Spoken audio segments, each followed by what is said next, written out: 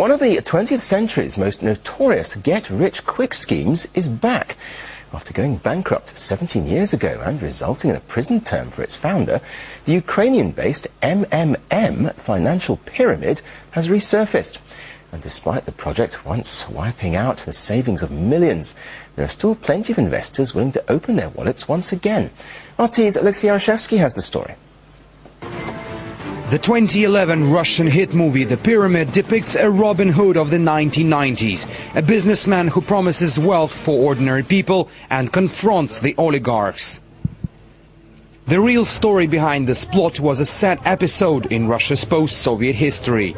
The financial pyramid, called MMM, attracted millions, vowing to multiply their investment many times. In the end, it went bust. Up to 15 million people lost their life savings. I don't feel like I'm a sinner. What about MMM-94? It was undermined by the government, so a new MMM emerged with virtually unlimited resources, absolutely uncontrolled. So the situation was not acceptable and everything was done to eliminate it.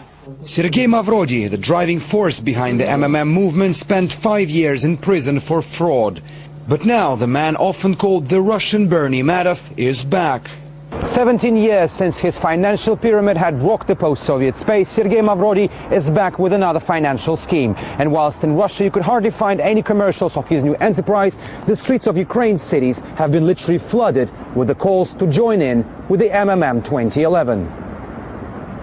"We can do more" is the slogan of the new campaign. Mavrodiy admits it is another pyramid and is a risky venture, but still promises people that they will make money. There is a virtual currency called MMM dollars, which constantly goes up in price from 20 to 60% a month. This price only I can set. Some individuals exchange money between themselves without any obligations, guarantees and conditions. It is a fundamental point.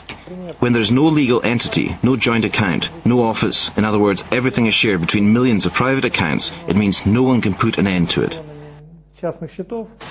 Financial experts in Ukraine see little surprise in Mavrodiy's latest scheme, given the rough patch the country is going through.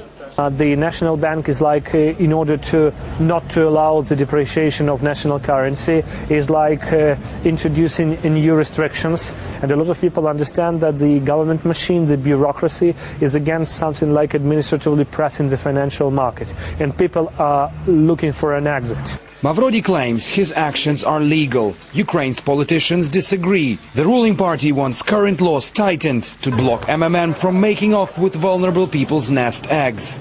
MMM 2011 is a provision of financial services and requires a license. Providing financial services without a license is a criminal offense.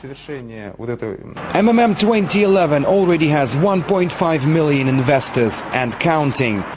Mavrodiy again convinced it is a road to riches. Try telling that to the many millions of victims left with nothing and still reeling from his previous Ponzi. Alexei Yarashevsky, RT, reporting from Kiev in Ukraine.